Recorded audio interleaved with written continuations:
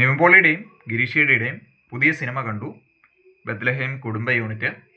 ഈ ഒരു സിനിമ ശരിക്കും കണ്ടുകൊണ്ടിരുന്നപ്പോൾ കുറച്ച് കാലങ്ങൾക്ക് ശേഷം ഒരു നല്ല മനോഹരമായിട്ടുള്ള ഒരു സിനിമ കണ്ട ആ ഒരു ഫീലിംഗ് ശരിക്കും കിട്ടി.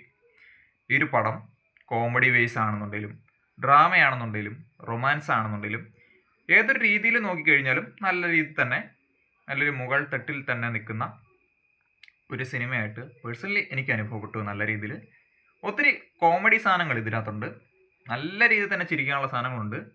അതിൽ നമ്മുടെ കൺവിൻസിങ് സ്റ്റാർ ശരിക്കും എടുത്തു പറയത്തക്ക രീതിയിൽ തന്നെ പുള്ളിയുടെ ആ ഒരു അപ്പിയറൻസ് ഈ ഒരു പടത്തിൻ്റെ അകത്തുണ്ട്. ഒത്തിരി നല്ല മൊമെൻറ്റ്സ് പുള്ളി തന്നെ കൊണ്ടിട്ട് തരുന്നുണ്ട്.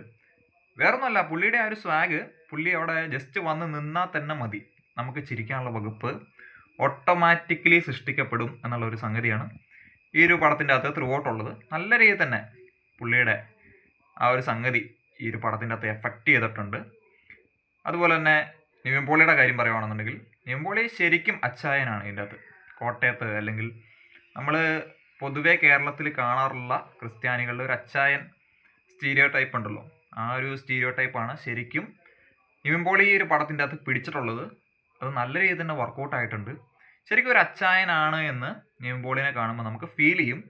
അത് അപ്പിയറൻസിലാണെന്നുണ്ടെങ്കിലും ഒരു ടോക്കിലാണെന്നുണ്ടെങ്കിലും പുള്ളിയുടെ ഒരു മെൻറ്റാലിറ്റിയിലാണെന്നുണ്ടെങ്കിലും ശരിക്കും അതുപോലെ തന്നെ കൂടുതൽ അഭിനയിക്കാനുള്ള പരിപാടികളൊന്നുമില്ല.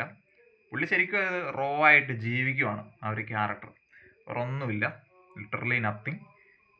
മറ്റ് കഥാപാത്രങ്ങളെ പറ്റി പറയുകയാണെന്നുണ്ടെങ്കിൽ മമിത ബൈജു ഒക്കെ അറിയാം, കോളിവുഡിലൊക്കെ നല്ല സൂപ്പർ സ്റ്റാർ ലേഡി ആയിട്ട് നിൽക്കുന്ന ആ ഒരു ആക്ട്രസ്സാണ്. പക്ഷെ പുള്ളിക്കാരത്തി ഏറ്റവും താഴ്മയായിട്ടുള്ള ലെവലിൽ വന്നിട്ട് നിസ്സാരമായിട്ടുള്ള ഒരു സാധാരണ ക്രിസ്ത്യാനി പെൺകുട്ടിയുടെ റോള് നല്ല രീതിയിൽ തന്നെ ചെയ്തിട്ടുണ്ട്.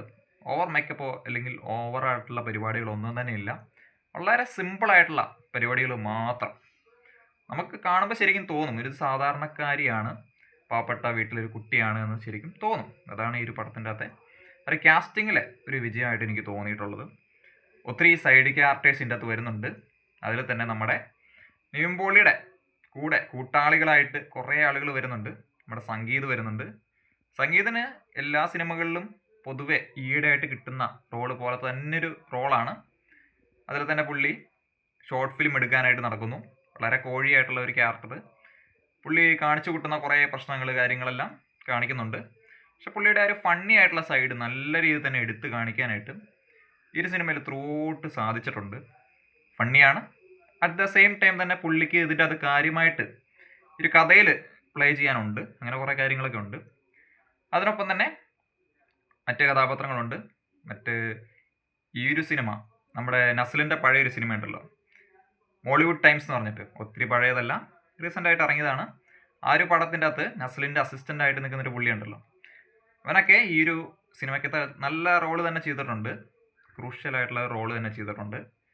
അതിനൊപ്പം തന്നെ നമ്മുടെ JK, എല്ലാവർക്കും അറിയാവുന്നത് പേര് അതായതുകൊണ്ടാണ് ഞാൻ ആ ഒരു പേര് പറഞ്ഞത്. പ്രേമലു സിനിമ കണ്ടിട്ടുള്ളവർക്കറിയാം JK ഇതിൻ്റെ അകത്തും ഉണ്ട്. JK നല്ല ആക്ടിങ് ആണ് ഇതിൻ്റെ അകത്ത് ചെയ്തിട്ടുള്ളത്. ത്രൂ ഔട്ട് പുള്ളിക്ക് പർട്ടിക്കുലർ ആയിട്ടുള്ള ഒരു സീനുണ്ട്. സ്പോയിലർ ആയതുകൊണ്ട് ഒരുപാടായതുകൊണ്ട് ഞാൻ പറയുന്നില്ല അതിനെപ്പറ്റി. പക്ഷേ ലാസ്റ്റത്തെയാണ് ഓക്കെ, ആ ഒരു സീനിൻ്റെ അകത്ത് പുള്ളി ശരിക്കും ഭയങ്കര ടെറർ ആക്ടിങ് ആണ്, ഭയങ്കര ഇൻട്രസ്റ്റിംഗ് ആക്ടിങ്. ഓക്കെ, ഇതിന് പുള്ളിയുടെ ഉള്ളിൽ ഇത്ര വലിയൊരു ആക്ടർ ഉണ്ടെന്നൊക്കെ നമുക്ക് അപ്പോഴാണ് തോന്നുന്നത്. ഭയങ്കര സർക്കാസം വെച്ചിട്ടുള്ള കളി കേട്ടോ, എന്ന് വെച്ചാൽ സീരിയസ് സാധനമൊന്നും അല്ല. ഗിരീഷ് ഏടിക്ക് അറിയാം കറക്റ്റ് എവിടെ അടിക്കണം എന്നുള്ളത്, ആ മീറ്റർ കറക്റ്റ് ഇദ്ദേഹത്തിന് അറിയാം. ഒരു നല്ല സിനിമ മേക്കറിന് വേണ്ട ഒരു ക്വാളിറ്റി എന്താണെന്നറിയാം, പ്രേക്ഷകൻ എന്ത് ചിന്തിക്കും എന്നുള്ളത് അവിടെ ആലോചിച്ചിട്ട് അവിടെ നടിക്കുക എന്നുള്ളൊരു സംഗതി ഉണ്ടല്ലോ, അത് ശരിക്കും ഗിരീഷ് ഏടിക്ക് അറിയാം. അത് റൈറ്റിങ്ങിലായിക്കോട്ടെ മേക്കിങ്ങിലായിക്കോട്ടെ ഒരു സാധാരണക്കാരൻ്റെ സെൻസിൽ നിന്നിട്ടേ പുള്ളി എപ്പോഴും പടം എടുക്കുള്ളൂ. പുള്ളിയുടെ ഏറ്റവും വലിയൊരു ക്വാളിറ്റി അതാണ്.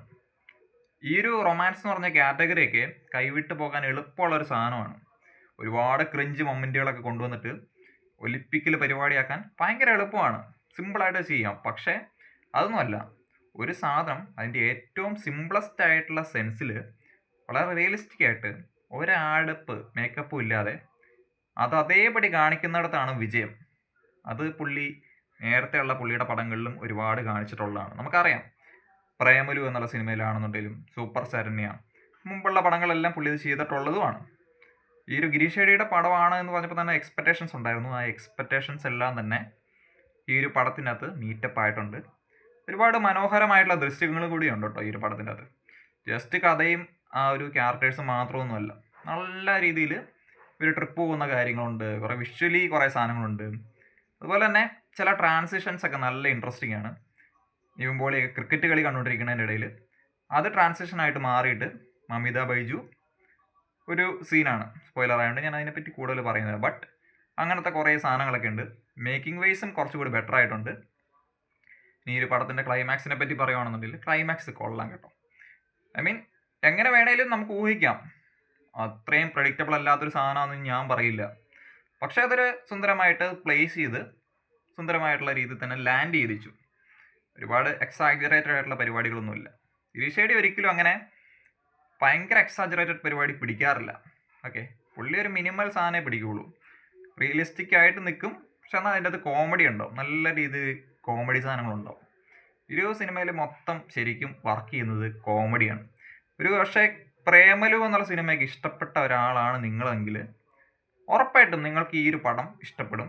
കാരണം ആ ഒരു മീറ്ററൊക്കെ ഏകദേശം സിമിലറാണ്, കുറേ കാര്യങ്ങളിൽ സിമിലാരിറ്റീസ് ഒക്കെ ഉണ്ട്. ഈ ഒരു മീനാക്ഷിയൊക്കെ ഈ ഒരു പടത്തിൻ്റെ അകത്തൊക്കെ വരുന്നുണ്ട്. മീനാക്ഷിക്ക് ഇമ്മാതിരി ഒരു ചൊറിയൻ കഥാപാത്രമൊക്കെയാണ്. അങ്ങനെ മറ്റ് കഥാപാത്രങ്ങളെല്ലാം ഇത് വരുന്നുണ്ട്. കഥാപാത്രങ്ങളിലാണ് ശരിക്കും മെയിനായിട്ട് ഈ ഒരു പടത്തിൻ്റെ അകത്ത് ത്രെഡ് കിടക്കുന്നത്.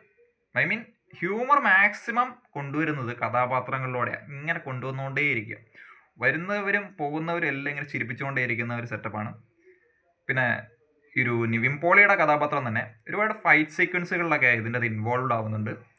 ആ ഫൈറ്റ് സീക്വൻസിലൊക്കെ ആണെന്നുണ്ടെങ്കിൽ നമ്മൾ ശരിക്കും ഒരു കോട്ടയംകാരൻ, ഒരു അച്ചായനെയാണ് നമ്മൾ, കോട്ടയംകാരൻ ഞാൻ സ്പെസിഫിക്കലി പറയില്ല, കേരളത്തിലെ ക്രിസ്ത്യാനികളിലൊക്കെ ഒരു പ്രതിനിധിയായിട്ട് നിൽക്കാൻ പറ്റുന്ന ഒരു അച്ചായൻ, തനി അച്ചായൻ, ആ ഒരു സാധനം ശരിക്കും പുള്ളി പുൾ ഔട്ട് ചെയ്തിട്ടുണ്ട്. വളരെ ഇൻട്രസ്റ്റിംഗ് ആയിട്ട് തന്നെ തോന്നി. പിന്നെ വളരെ സാധാരണമായിട്ടുള്ള ക്രിസ്ത്യൻ വീടുകളിൽ സംഭവിക്കാറുള്ള കാര്യങ്ങളൊക്കെ അതേപടി അങ്ങ് ഒപ്പിയെടുക്കാനുള്ള ശ്രമങ്ങളൊക്കെ ഉള്ളൂ. അങ്ങനെ ഒരുപാട് കൊഴുപ്പിക്കാൻ വേണ്ടിയിട്ട് അഡീഷണൽ ആയിട്ട് മസാല ഒന്നും ചെയ്യുന്നില്ല. റോ ആയിട്ടുള്ള സാധനം അത് അതേപടി കാണിക്കുന്നു, പക്ഷെ അത് ഭയങ്കര ഇൻട്രസ്റ്റിംഗ് ആയിട്ട് കാണിക്കുന്നു. അതാണ് ഈ ഒരു പടത്തിൻ്റെ അതൊരു സംഗതി. സോ ഓവറോൾ കൊള്ളാം, നല്ലൊരു പടമാണ്. മസ്റ്റായിട്ട് വർത്ത് വാച്ചായിട്ട് തിയേറ്ററിൽ പോയി കാണേണ്ട പടം കേട്ടോ, അങ്ങനെ കൂടെ പറയണം. OTT ഒന്നും കാണേണ്ട പടമല്ല. ശരിക്കും ആ ഒരു ഹൗസ്ഫുൾ ആയിട്ടുള്ള ഒരു തിയേറ്ററിൽ പോയിട്ട് എല്ലാവരുടെയും ഇടയിൽ നിന്നിട്ട് ശരിക്കും ചിരിച്ച് എൻജോയ് ചെയ്ത് കാണാൻ പറ്റുന്ന ഒരു പടമാണ് പറഞ്ഞ ബത്ലഹേം കുടുംബ യൂണിറ്റ്.